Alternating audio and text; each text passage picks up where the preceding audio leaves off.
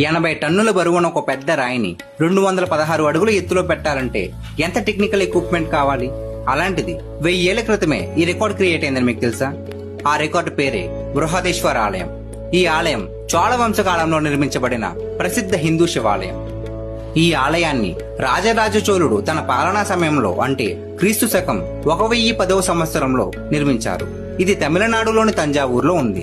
ఈ ఆలయం ప్రత్యేకత ఏంటంటే రాజగోపురం పైభాగం 80 టన్నుల బరువున్న ఒకే రాయితో నిర్మించబడింది. ఇప్పటికీ అంతు చిక్కని మ్యాటర్ ఏంటంటే మనం ఒక బిల్డింగ్ స్లాబ్ వేయడానికి ఎంతో టెక్నాలజీ అండ్ ఎక్విప్మెంట్ యూజ్ చేస్తున్నాం.